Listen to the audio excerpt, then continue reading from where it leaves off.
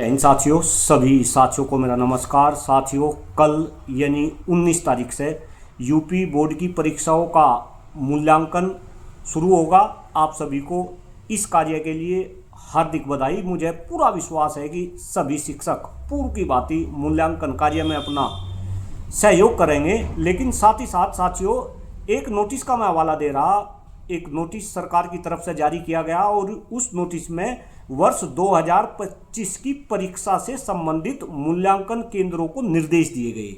और उस निर्देश में अगर हम चौथे निर्देश की बात करें, चौथे निर्देश में जो परीक्षक है उन परीक्षक के लिए 25 रुपये प्रति परीक्षक प्रतिदिन निर्धारित किए गए जलपान के लिए। लेकिन जैसी सूचना मिल रही, जिस तरीके से लोगों से बात हो रही, भाई जैसे पूर्व में देखा गया जलपान तो मिलता नहीं, जलपान की व्यवस्था नहीं होती। ये अपने आप में बहुत ही सोचनीय है। इसी विषय को लेकर आज सुबह से लेकर और लगभग शाम तक का वक्त होगा, जितना भी मेरा क्षेत्र है, मेरठ सहारनपुर मंडल के जो 9 जिले हैं, उनके जो DIOS अधिकारी है उनसे मेरी लगभग सभी DIOS अधिकारियों से बात हुई इस संबंध में। चाहे वो सहारनपुर की DIOS बहन हो या फिर मुजफ्फरनगर के हो, शामली के हो, बागपत को छोड़कर, क्योंकि बागपत जिले में अभी मेरा संपर्क नहीं हो पाया। इसके अलावा लगभग सभी DIOS अधिकारियों से मेरी बात हुई और उन्होंने मुझे आश्वासन दिया कि जैसा पूर्व में हुआ इस बार मूल्यांकन केंद्रों पर ऐसा नहीं होगा। मैं जब बात कर रहा था कि अगर आप इस तरीके की बात कर रहे हैं, भाई आप उनको जलपान नहीं दे रहे, आप वहाँ पे जो है टॉयलेट्स जो है गंदे मिलते हैं, शुद्ध पानी, वाटर, अच्छे पानी की वहाँ पे व्यवस्था नहीं होती, RO के पानी की व्यवस्था नहीं होती, क्योंकि आजकल सभी पानी जो है RO का पानी पीते हैं। तो मुझे अलग अलग जिलों से ये आश्वासन मिला कि इस बार ऐसा नहीं होगा और शिक्षकों के लिए जलपान की भी व्यवस्था होगी। 2 चाय शिक्षक सुबह और शाम 2 चाय शिक्षकों को मिलेगी। और इसके अलावा जो कैंटीन चलती है, क्योंकि कैंटीन का भी सिस्टम है, कैंटीन पे भी जो भारी भरकम रकम देके वहां से खाद्य पदार्थ शिक्षकों और कर्मचारियों द्वारा लिए जाते हैं, तो कहीं ना कहीं उस पर भी पाबंदी लगाने का आश्वासन मुझे अलग अलग अधिकारियों की तरफ से मिला।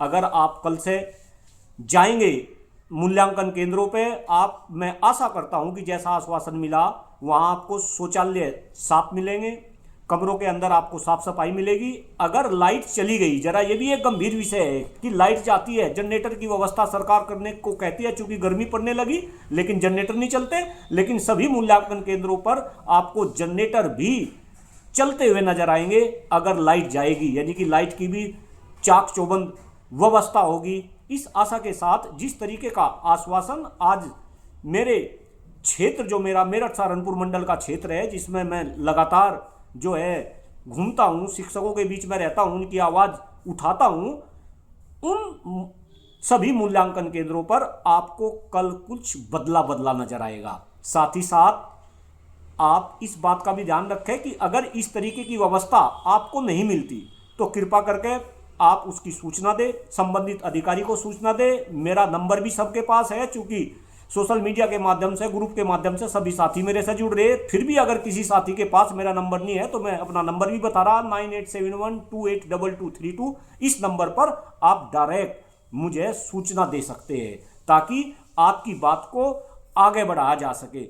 और जो शोषण शिक्षकों का होता है, जिस शोषण के खिलाफ डॉक्टर कुलदीप मलिक लड़ाई लड़ रहा, कहीं ना कहीं उस शोषण को रोका जा सके। ये भी अपने आप में शोषण है कि भाई अगर वहां पे शिक्षकों का पैसा मिल रहा 25 रुपये, जो बहुत कम है, लेकिन जितना भी है, अगर 25 रुपये जलपान के लिए मिल रहे, क्यों भाई शिक्षकों को जलपान क्यों नहीं मिलता? क्या ये शोषण नहीं है? और यहाँ पे अगर शिक्षक अपने अधिकार के लिए नहीं लड़ सकता, कई बार मैं सोचता हूं, अगर शिक्षक का अधिकार है कि 25 रुपये का जलपान उसको मिले और उसको जलपान मिल रहा नहीं, क्यों भाई? अगर शिक्षक अपने अधिकार के लिए नहीं लड़ सकता तो फिर शिक्षक कैसे समाज के लिए लड़ेगा और कैसे देश के लिए लड़ेगा और कैसे इस देश के अस्तित्व को बचाने के लिए लड़ेगा? इसलिए सभी शिक्षक भाइयों से मेरा हाथ जोड़ के निवेदन है कि पूर्व की सिचुएशन जो भी रही हो, जो भी परिस्थिति रही हो, आप उसको साइडलाइन करें।